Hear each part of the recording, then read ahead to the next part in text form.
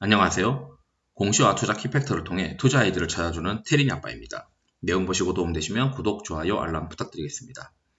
제가 이제 카페라떼 영상을 보시게 되면 그 의사결정이라고 하는 우리가 주식 투자를 할 때 쓰는 의사결정의 어떤 플로우를 말씀드렸고 그 플로우마다 저는 이러이러한 엑셀 데이터를 보면서 의사결정을 최대한 합리적으로 가져가려고 하고 있습니다. 라고 말씀을 드렸어요. 그러면 거기서 들어가서 조금 더 세부적인 어떤 내용들을 말씀드리고 싶어가지고 영상을 준비했고요. 제가 생각했을 때 주식 투자할 때 필요한 어떤 의사결정이 세부하다라고 말씀을 드리고 싶습니다. 우선 우리가 그 종목을 골랐어요. 종목을 골랐을 때, 골랐으니까 바로 사는 게 아니고 이제 고민을 해봐야 되는 거죠. 종목의 어떤 투자 스타일을 나눠야 되는데 저는 그냥 크게 두 가지로 나눕니다. 이벤트가 있느냐. 특히 이제 단기 이벤트 관련된 주식이냐, 단기에 팔고 헤쳐먹고 나와야 되는 거냐, 아니면 좀 중장기적으로 실적 개선이 가능해서 끌고 갈 수 있는 거냐. 저는 이제 그 단기 이벤트 관련된 주식들은 일단 이벤트 발생 시점이 어느 정도 윤곽이 나와야 됩니다. 그냥 이거 뭐 회사 언제 좋아질지 모르고 뭐 최대주주 변경되는 어떤 기업들 보면은 뭐 신사업 한다는데 윤곽도 뚜렷하지도 않아요. 외부에다 알려지는 것도 없고 그걸 왜 해요? 할 필요 없지. 아니 지금 뭐 게임주 같은 경우는 출시 일정이 딱딱딱 나오는 것들도 있고 또는 이제 친환경 관련된 경우에는 글로벌로 친환경 관련된 이벤트들도 있고 그리고 이제 데이터 같은 경우 수출 데이터를 보고 플레이하는 경우도 있고 그러한 이제 어떤 회사의 업황이 좋아하는데 이벤트가 시장에서 이제 좋아하는 이벤트가 언제 나올까? 시장에서 참여자들이 언제 이 기업을 좋아할까? 이런 이벤트들이 있는지, 그리고 그게 제가 파악이 돼야 되고, 그 이벤트가 실적에 영향을 주는 거냐. 그냥 뭐 뜬구름 잡는 게 아니고, 확실하게 이제 그 회사의 매출이나 영업이익에 영향을 줄 수 있는 이벤트냐. 아니면은 좀 너무 장기적이지 않고, 영업 환경을 확실하게 개선시킬 수 있는 거냐. 그리고 이제 이벤트가 발표되면은 대부분의 이제 세론 뉴스를 하죠. 발표하면 팔아버리는 거예요. 일단 차익 시간. 대부분이 이제 그 이벤트가 완료가 될 때쯤 되면 주가가 그 이벤트의 단기적인 이벤트에 어느 정도 시세가 반영되었기 때문에 더 이상 추가 매수할 사람들보다는 팔고자 하는 사람들밖에 안 남아있기 때문입니다. 그러면 이 기업을 또 매도하고 나면은 가격이 좀 매력 포인트가 생겼을 때는 다시 이제 재매수할 수도 있겠죠. 제가 요즘 보고 있는 종목 중에 하나는 7월달 초에 최대주주가 변경이 돼요. 근데 그 최대주주가 인수하는 가격이 현재 주가보다 높은 가격입니다. 그리고 PE가 인수를 해요. 그 PE 같은 애들은 이 기업을 사서 좀 더 깎아가지고 안전하다고 표현하다는 좀 더 수익성을 높여서 실적을 더 만들어낸 다음에 더 비싼 값에 제3자한테 다시 되팔아야 되는 숙명의 어떤 펀드죠. 경영 참여형이잖아요. 경영 참여형 사모펀드나 마찬가지잖아요. 그러니까 이제 얘네들이 내부적으로 계획해놓은 내부 수익률이 있을 것이고 그러면 현재 주가보다 지금 높은 가격에 사는데 시장에서는 7월 달에 있는 잔금 납입을 확실하게 할 수 있는지에 대한 의문이 있으니까 주가가 아직까지는 최대주주가 인수하는 가격보다는 괴리가 벌어진 거죠. 원익 IPS가 작년에 이제 P&E 솔루션을 인수를 했는데 지금은 원익 솔루션으로 되어 있더라고요. 그 기업도 최대주주가 변경이 되는 이벤트쯤 해서 그 주가가 한번 올라갔다가 내려오긴 했습니다. 그러니까 기본적인 거는 이 기업이 괜찮은 기업이다라고 하는 전제 조건이 깔려 있어야 돼요. 맨날 뭐 꼰들하는 최대주주 변경 돼가지고 뭐 기업 개선, 체력 개선 한다고 하는데 그거 잘 안 돼요. 회사에 실적이 나오는 게 없는데 체력 개선이 되겠어요.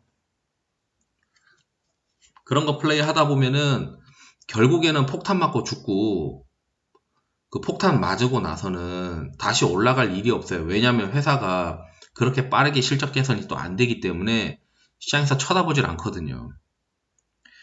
그리고 뭐 이제 그러한 거 말고 그래서 여러 가지 이벤트들을 우리가 사례별로 머릿속에 넣고 있으면 다양한 이벤트들을 플레이할 수 있고 제가 이제 종목 같은 것도 올려드리는 거 보면은 언제부터 실적이 좀 좋아질 것 같다 또는 최근에 이러이러한 이슈들이 있다 예를 들어 뭐 OCI 같은 경우에는 G7 정상회담이 있으면서 그때 또 신장 위구르에 대한 어떤 그 인권 문제를 또 거론할 수도 있다. 그렇게 되면 폴리실리콘 가격 또 올라가지 않겠느냐.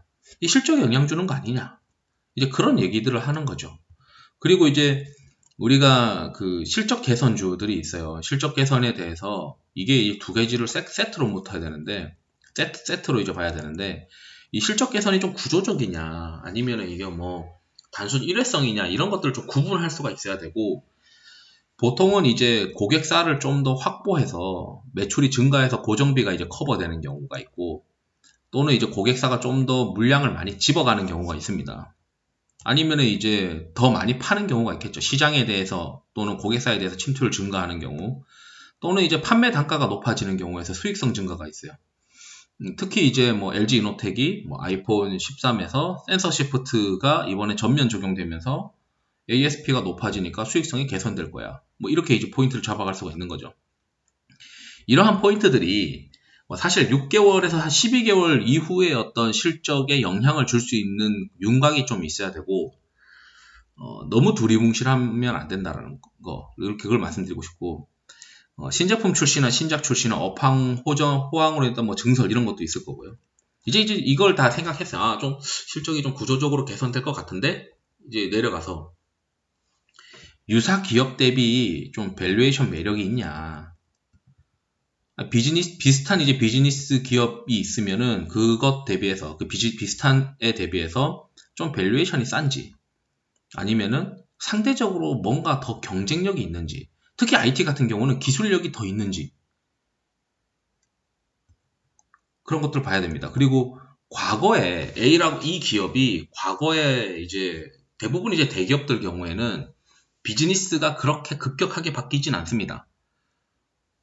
뭐 예를 들어 이제 LG전자는 MC 사업부를 접어버리니까 그 MC 사업부가 접는 거에 따라서 기존의 어떤 그 글로벌 가전회사 대비 PBR 밸류가 상대적으로 좀 저렴하네. 그렇게 판단할 수도 있고, 그런 경우 이제 비즈니스가 갑자기 급격하게 변한 경우에는 과거의 어떤 밸류에이션을 똑같이 적용할 수가 없어요. 그렇지만 대부분의 회사들은 과거 밸류 대비 싸냐 비싸냐를 보이는 거죠.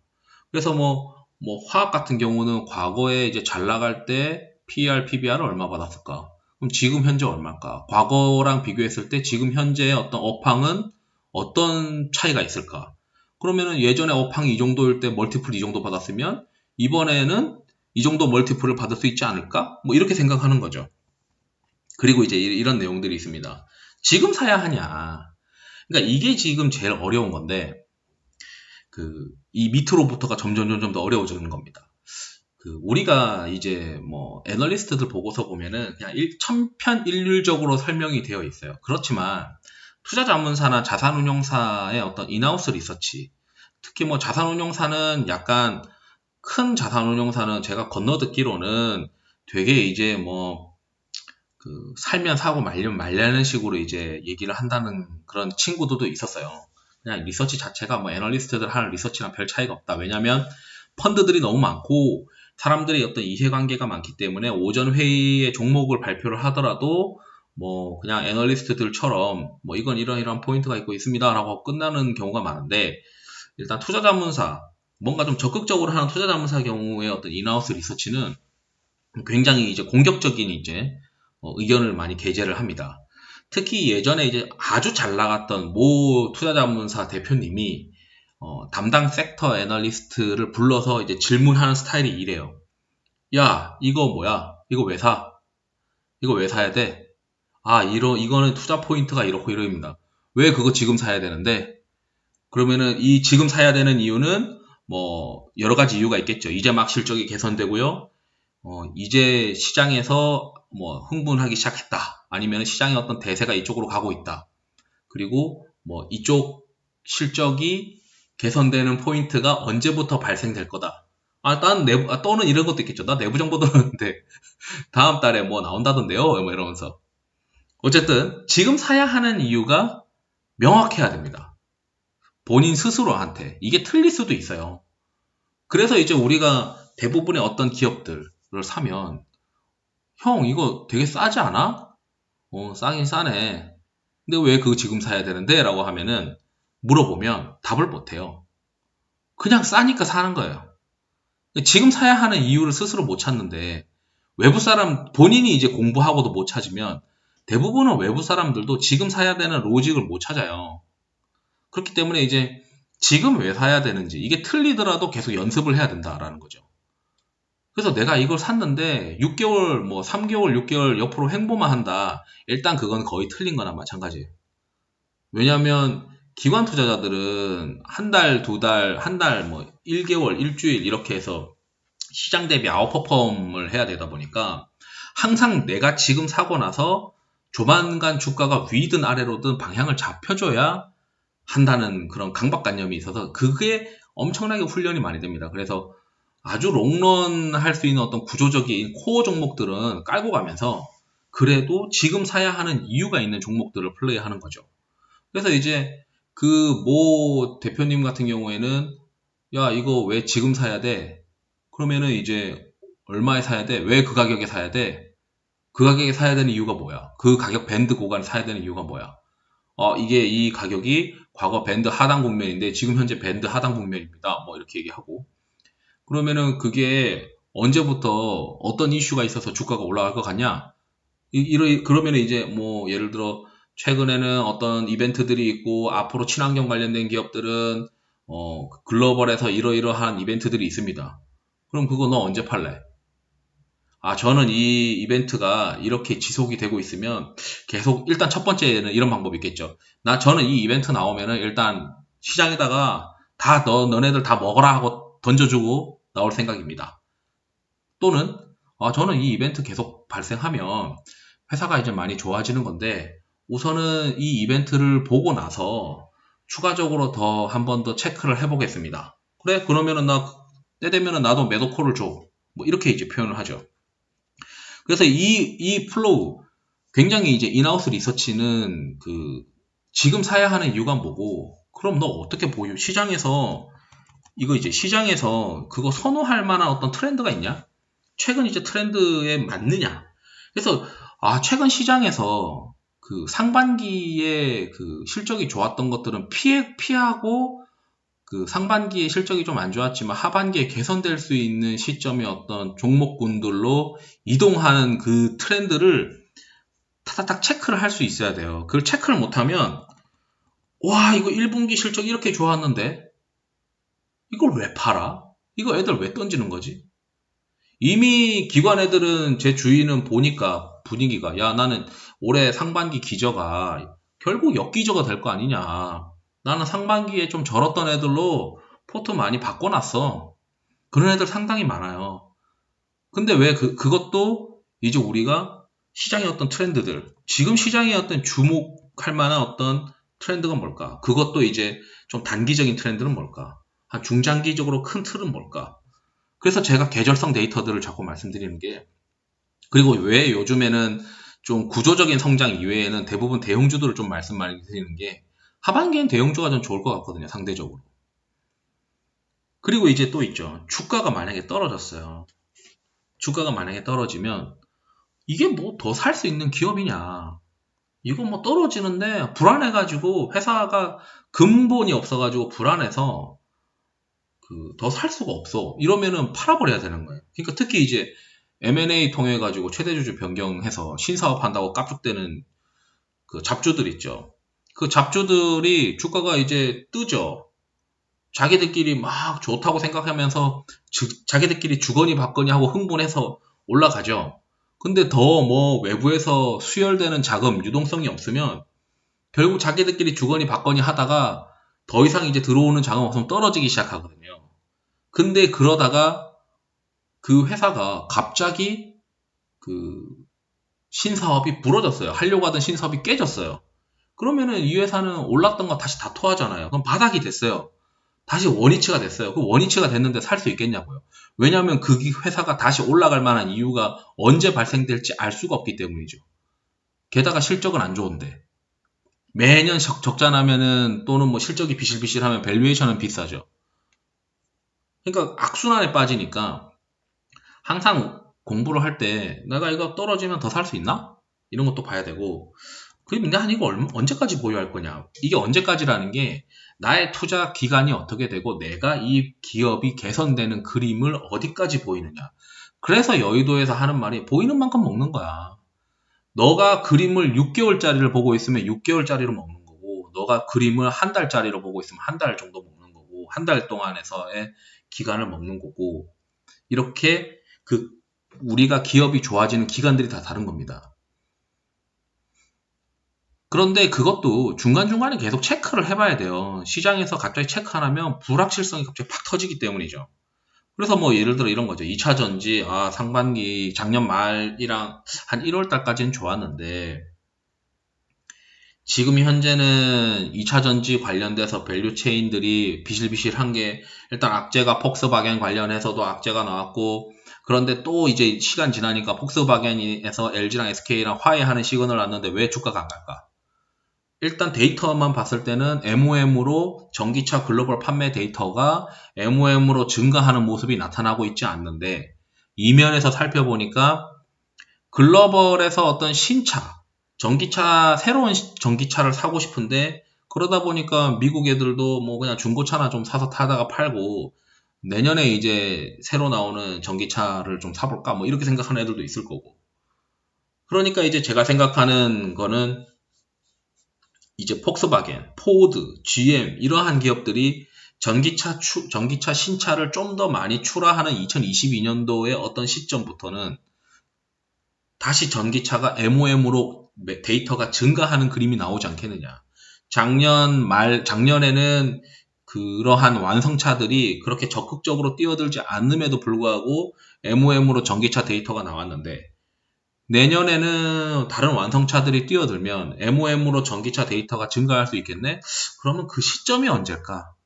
그래서 지금 요새 파고 있는 거는 자동차 완성차 애들 신차를 언제 출하할까? 포드는 언제 나오나? 폭스바겐은 언제 나오나? GM은 언제 나오나? 이런 거 고민하고 있어요. 나는 언제 그러면은 그 시점이 대충 윤곽 잡으면은 나 한 이때쯤 사면 되겠네. 그렇게 이제 우리가 해석할 수 있으니까 그런 플로우들을 여기 좀 도식화 해본 겁니다. 그러니까 제가 맨날 구두로만 말씀드리는데, 야, 이거 구두로만 말씀드리면은 이 머릿속에 남으실까? 이렇게 생각이 들어가지고 요런 플로우가 있다. 이렇게 이제 말씀드리고 싶고, 이게 정답은 아닙니다. 그냥 참고, 저 같은 놈은 이렇게 하고 있구나. 이렇게 이제 보시면 될 것 같고, 그 다음에 이제 이걸 골라가지고 포트폴리오를 짜요. 포트폴리오를 짜는데, 이제 사람마다 투자 스타일이 다르지만 이 멀티 매니저 시스템이라고 하는 게 있어요. 시장에는 모 투자자문사, 모 자산운용사 이런 데는 매니저마다 성격이 다르니까 매니저 한 개의 어떤 포트폴리오에 매니저 5명이 달라붙어서 운영을 해요. 그럼 A라는 사람은 예를 들어 삼성전자를 팔면 B라는 사람은 삼성전자를 사요. 그러면 그걸 내부적으로 체크를 해서 예를 들어 30주를 사고 20주를 판다. 그러면은 10주만 이제 매수 주문이 나가고 둘이 이제 거래한 것처럼 해서 성과를 이렇게 책정을 한다 하더라고요. 그렇게 하는 이유가 한 명의 매니저가 독단적으로 이제 포트폴리오를 운영하다가 망가지게 되면 이게 걷잡을 수 없이 전체 회사의 성과가 깨지니까 5명의 매니저를 깔고 하면 5명 중에 한 2-3명은 잘하면 이게 시간 지나면서 우상향을 할 수 있는 가능성이 높아지는 거죠. 크게 깨지지 않고 성과가 또 개선될 수 있고 서로 경쟁을 하니까 더 열심히 하고 이거를 지금 하는 건데, 마찬가지로 저는 이제 퀀트를 해봤잖아요. 퀀트의 핵심은 투자 전략의 상관관계를 낮추는 겁니다. 그러니까 다양한 어떤 투자 전략을 녹이는 거예요. 그래서 이제 피터 린치가 안정성장주, 고성장주, 가치주, 턴어라운드 이런 것들의 어떤 투자 성향들을 포트폴리오에 다 녹였던 거죠. 근데 시장은 그걸 이제 좀 잘못 해석해가지고 어떤 사람들은 안정성장주 위주로 플레이한 거 아닐까 이렇게 하는데, 그냥 포트폴리오 매니저를 경험하고 그 책을 읽어보니까 이 사람은 그 포트폴리오 안에 그 투자 전략을 굉장히 다양하게 녹여놨구나. 그래서 이제 제가 말씀드리는 것들도 구조적으로 성장할 수 있는 종목, 좀 길게 끌고 갈 수 있는 코어 종목들도 있고 있어야 되고, 최근에 시장 따라다니면서 좀 매매도 해봐야 되고, 어떤 단기적인 이벤트로 플레이하는 것들 이렇게 이제 세 가지 스타일로 가고 현금 비중도 가져가는데 이 종목 세 가지가 우리가 이제 차트상의 어떤 위치도 이제 나눠야 돼요. 이 공격수랑 수비수가 있듯이 뭐 추세 추종, 그러니까 바텀 피싱 하는 종목들도 좀 있어야 되고 이 세 가지가 이 두 가지와 똑같은 내용입니다. 그리고 추세 추종하는 것도 좀 있으면 좋고 예를 들어 추세 추종의 종목들은 뭐 현재 최선호나 단기 이벤트일 경우도 있고 구조적 성장은 거의 뭐 바텀 피싱이겠죠.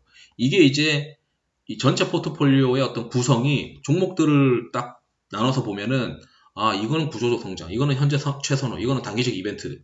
근데 전체 종목 예를 들어 내가 20개를 들고 있으면은 20개 중에 뭐 한 15개는 뭐 추세 추종이네. 뭐 한 5개는 바텀 피싱이네.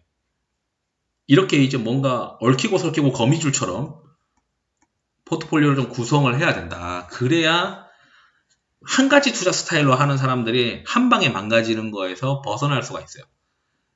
그러니까 이게 힘든 거예요. 야, 내가 주가 올라가는 거 추세 추종하는 것도 해봐야 되고 바텀 피싱하는 것도 해봐야 되고 난 그냥 바텀에 있는 주식들만 고르는 거 좋아하는데 나는 일단 올라타는 거 좋아하는데 난 돌파 신고가 나고 이런 것들만 좋아하는데 그러니까 한 가지만 하지 말고 여러 가지를 같이 섞어야 되고 이게 안 되면 그 증권 계좌를 그냥 쪼개버리세요. 증권 계좌를 여러 개 열면 되죠. 여러 개 열어가지고 여기는 구조적으로 성장할래. 여기는 현재 내가 제일 좀 좋아하는 것들. 이건 이벤트 관련된 플레이. 그렇게 해서 계좌 쪼개든지 나머지는 하나는 언제든지 쓸 수 있는 유사시 현금. 계좌를 4개로 쪼개든지 계좌를 3개로 쪼개든지 계좌를 쪼개시는 게 오히려 나을 수 있고요. 그리고 요새 들어서 제가 말씀드리고 싶은 게 이등주가 함정이 항상 있어요. 그러니까 우리가 부동산도 보면은 선두되는 어떤 아파트가 있고 그 아파트보다 상대적으로 싸다고 해서 끌려 올라가는 것들이 있는데 이게 이제 그 문제가 뭐냐면 주식시장에서는 잘 생각을 해보세요. 2015년도에 어떤 일이 있었어요. 한미약품이 라이센스 아웃을 하고 나서 주가가 막 가니까 시장에서는 야 이거 임상 이상 해가지고 라이센스 아웃 하니까 임상 이상 하는 애들 다 찾아보자. 그래서 임상 이상 하는 기업들이 다 따라 올라요. 그게 2등주잖아요. 그리고 나서 3등주가 오릅니다. 3등주가 뭐냐? 바이오를 자기가 자체 물질을 가지고 뭐 개발하고 있지는 않은데 뭔가 투자를 해가지고 지분을 들고 있는 애들. 그런 애들까지 막 올라갑니다. 특히 시장에서 마지막 시세가 가는 게 특히 그래서 지주회사들이 올라가는 거예요. 지주회사들이 막 가면은 지주회사들은 기존에 있는 애들이 막 올라가니까 야 이거 얘보다 얘가 밸류에이션 싼 거 아니야? 얘 어떤 지분 가치 넣고 거기에 이제 뭐 경영권 프리미엄이랑 이중 카운팅 감안해서 30% 할인하고 뭐 해가지고 지주회사가 요새 좀 부각받는 것 같습니다 라고 하면은 단기 시세가 어떻게 보면 끝날 가능성이 높다는 거예요. 그래서 이제 2등주 특히 이제 2등주가 뛰어다닐 때 특히 최근에 보면 우리 포스트 코로나 관련된 주식들 얼마 전에 2017년도부터 얘기하고 2017년도에는 어떤 일이 있었냐면 신라젠이 미친 듯이 갔어요. 신라젠이 이제 항암제로서 미친 듯이 가니까 신라젠과 유사한 기업들이 또 올라갑니다. 특히 단순히 이제 타법인 출자가 됐다고 하는 어떤 사례들로 이 회사가 뭐 어떤 뭐 바이오 기업의 지분을 들고 있어. 아니 그냥 지분 들고 있는데 막 주가 가는 거죠. 그러면은 그 유동성들이 결국 해석을 어떻게 하냐면 저 1등주는 사기 버겁네. 2등주로 플레이 해야겠어. 2등주 거의 어느 정도 다 오르면요. 그때부터 시세가 꼭 꺾이는 거거든요. 지금도 이제 포스트 코로나 관련된 기업들 보면 뭐 여러 가지 기업들이 있는데 또 이제 걱정이 슬슬 되는 게 최근에 이제 하나투어나 이런 것들이 많이 갔어요. 많이 가니까 그 포스트 코로나 관련된 다른 기업들 그러니까 뭐 단순 회복되는 기업들 그러니까 뭐 코로나로 구조조정 하지도 않고 뭐 하지도 않았는데 단순하게 회복될 수밖에 없는 기업들이 그러니까 단순 회복이죠. 뭔가 더 경쟁력을 갖춘 건 아니고 그 어려운 시기에 단순 회복되는 걸로 포지션을 잡는 2등주들도 지금 슬금슬금 거의 다 올라와요. 그러면 일단은 뭐 시장 상황이 꺾이질 않으니까 뭐 제가 말씀드리는 뭐 리스크 관리 툴에 의해서 뭐 위험 선호 지표 이 코스닥 지수가 3일, 5일, 10일선을 모두 다 깨는 건 아니면 플레이 해볼 만한데 일단은 2등주들도 올라가고 있다라는 거는 시장이 포스트 코로나 주식들도 일단 기대감으로 백신 효과에 대한 기대감으로 상승하는 국면이 1차적으로는 마무리되는 국면일 수도 있겠다. 또는 거기서 뭔가 확연하게 숫자로 회복되는 모습들을 시장에서 보고 싶어 하는 구간으로 들어가는 것 같다.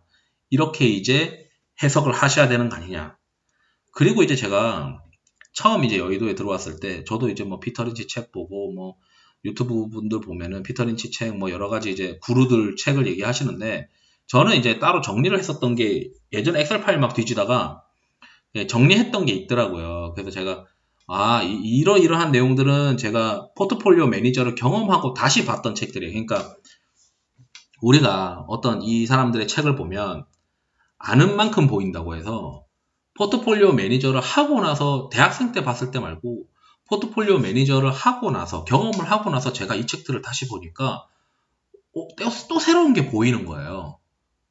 굉장히 이제 피터 린치가 함축적으로 적어놨던 것들이 많은데 특히 또는 뭐 다른 앤서니 볼튼이나 제시 리버모어나 이런 책들을 다시 보게 되는 거죠. 근데 여기 이제 이런 내용들이 있어요. 주식이 상승한다고 스토리 점검을 중단하지 마라. 그러니까 왜 상승하는지 그리고 더 갈 수 있는지 실적이 이렇게 좋아지는 게 맞는지 그리고 이제 이것도 이분이 이제 포트폴리오 매니저니까 기본의 바탕을 두고 그리고 가지치기와 교체 매매 그러니까 포트폴리오를 적당히 회전시켜야 된다는 거죠.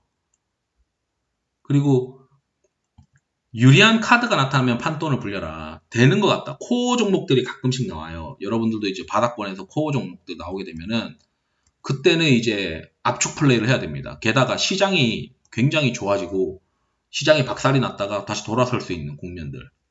특히 이제 저는 이제 코로나 시점에서도 3, 3일, 5일, 11선, 이평선 모두 이탈할 때는 주식을 좀 줄여놨다가 3일, 5일, 11선 중에 하나라도 회복되면서 다시 한번 플레이 할 수 있는 구간들이 되면은 다시 조금씩 늘려나가는데 그러면서 이제 판돈을 늘려나가고 거기서 이제 시장에서 가장 선호하는 업종들을 좀 체크하고 그리고 이건 뭐 당연한 얘기고 이것도 당연한 얘기 걱정할 일은 항상 생겨요.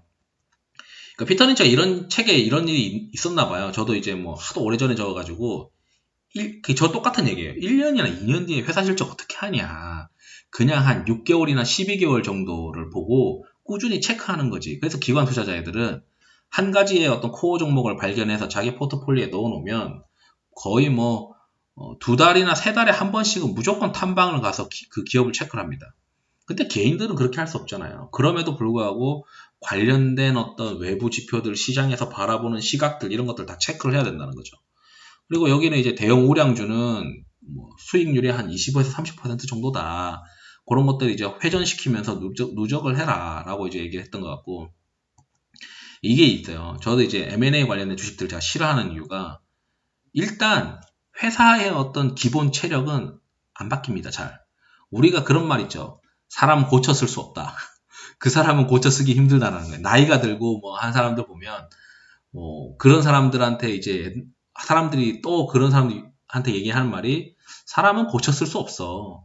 이미 그 습관이 정형화됐기 때문에. 그렇기 때문에 회사도 마찬가지예요. 회사가 급격하게 바뀌는 거는 쉽지 않다는 거예요. 그냥 하늘에서 내려주는 어떤 재신이 떨어져서 천운이 터지지 않는 이상 쉽지 않다고. 물론 그런 천운들이 있으면 투자를 해야 되지만 그래서 제가 시장에서 얘기하는 게 최근 1분기 최근 실적이 좋았던 기업들 중에 더 좋아질 거다라고 하는 거를 먼저 선호를 할 거다. 다만, 시장에서 실적이 안 좋은데 하반기에 실적이 좋다라고 좋아지는 걸 플레이 하자고 하는 이유는 그 근간은 이미 이 기업의 어떤 경쟁력이나 체력이 있기 때문에 말씀드리는 거라서 그러한 경쟁력이랑 체력이 있지 못한 기업들, 과거에 이제 실적이 적자 많이 나고 이 기업의 어떤 사업적인 포지셔닝이 경제적 해자가 좀 애매한 경우 또는 삼성전자나 뭐 현대차, 기아차 하청업체인데 언제 부지불식간에 그 물량이 줄어들거나 그 물량을 삼성전자, 현대차가 다 그냥 해버리면은 그냥 넋 놓고 손가락만 빨아야 되는 어떤 포지션의 기업들 그런 기업들은 피하는 거예요. 그래서 이제 그렇죠. 여기서 똑같은 게 회사의 전망이 안 좋은데 밸류에이션 싸다고 매입하면 망하는 거예요. 제가 이거 좀 이렇게 저만의 어떤 포인트로 정리해 놓은 건데, 예전에 이제 그 현기차가 영업이익률이 막 계속 깨지는데, 야, 이거 밸류에이션 엄청 싼 거 아니냐? 왜냐면 과거에 백미러만 보니까 싸 보였던 거죠. 그리고 영원히 성장하는 기업은 없다. 그래서 이제 뭐 예전에 어떤 제가 마지막에 이제 투자자문사에 있었을 때 그분 미국에서 이제 주식을 하시다 보니까, 미국에서 주식을 하신 분이었다 보니까 메리츠 존리 그분 하시는 게 아니고 그분 말고도 이제 미국에서 펀드 매니저 하다가 조그만 투자 자문사를 하시던 분이 있었는데, 그분도 이제 큰 A 자산운용사에 있다가 작은 이제 자문사를 하시면서 제가 거기에 이제 어떻게 합류가 돼가지고 했는데, 아니 주식이 꾸물꾸물 45도 각도로 우상향할 걸 찾으래요. 대한민국 코스닥 코스피는 그런 기업들이 잘 없어요.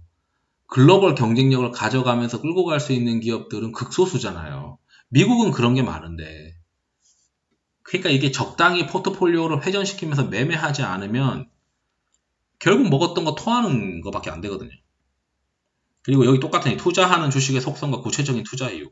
제가 이 의사결정할 때 이 투자의 속성, 그리고 피터린치 같은 경우는 턴어라운드주냐, 성장주냐, 안정성장주냐, 그러니까 포트폴리오에 어떤 스타일로 이제 구성을 할 거냐, 이런 것들의 속성을 좀 구분해야 되고, 이건 이제 연평균 성장률이 고성장한다는 거는 경계해라는 건데, 지금은 어차피 이게 구조적인 성장인지 아닌지를 따로 판단하면 되니까.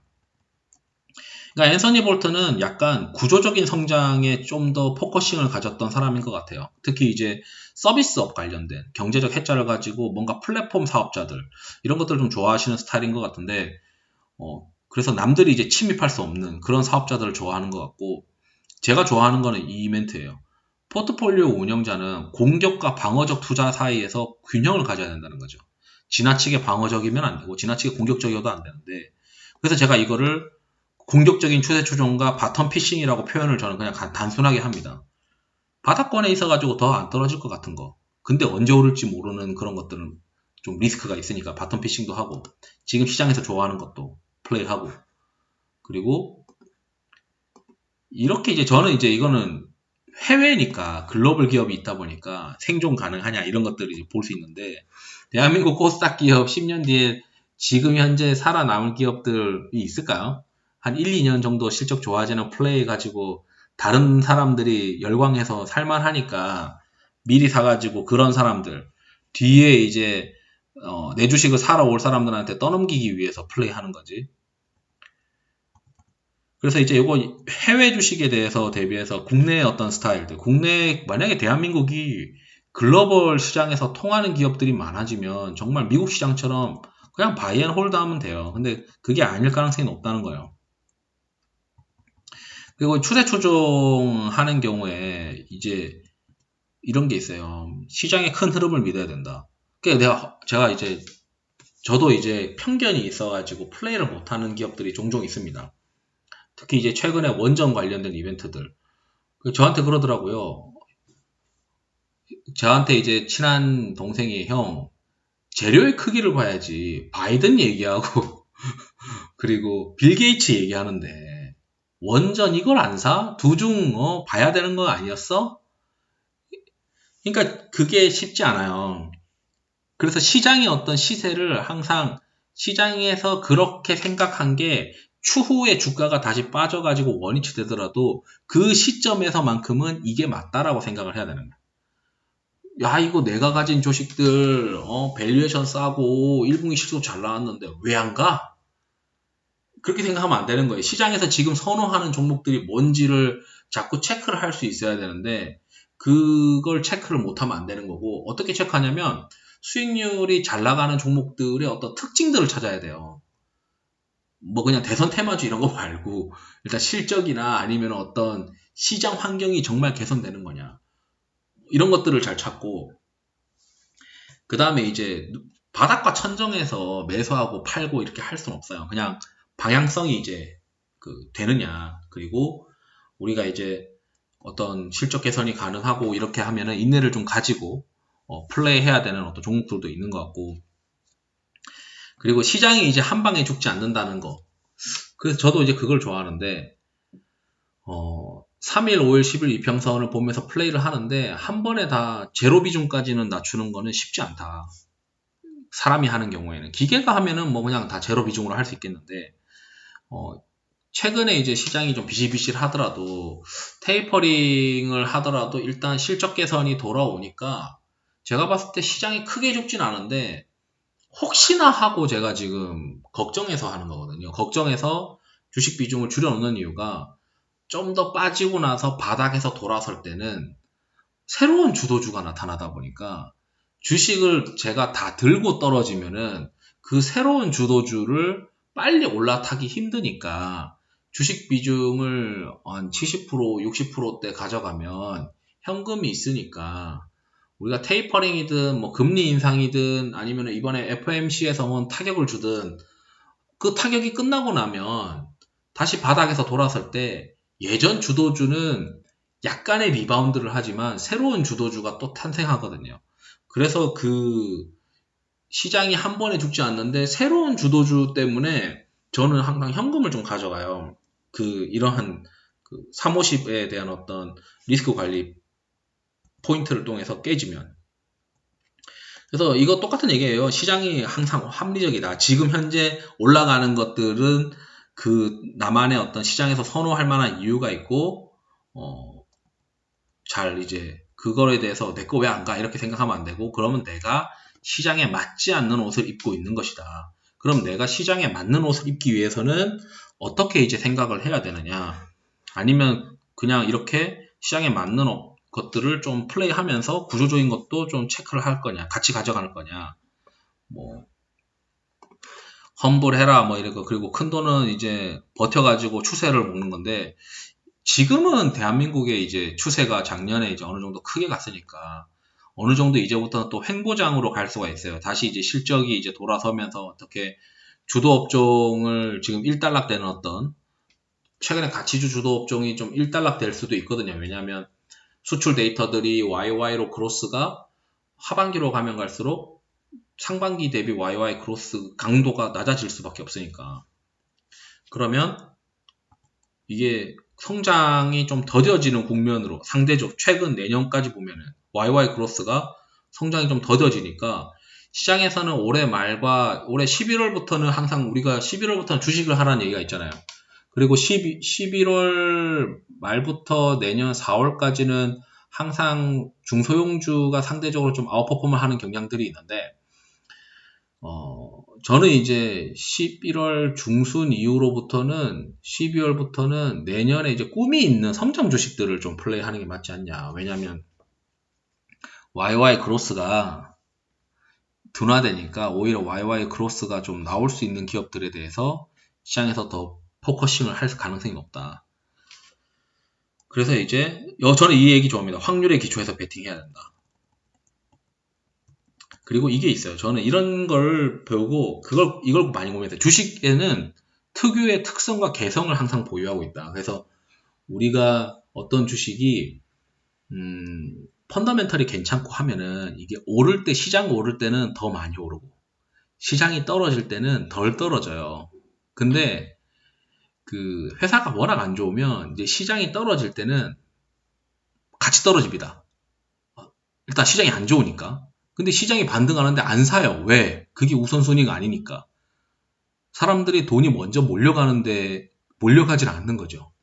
팔았던 사람도 이걸 다시 안 사요. 왜? 지금 움직이는 게 다른 거니까. 그 기업이 실적이 안 좋으니까.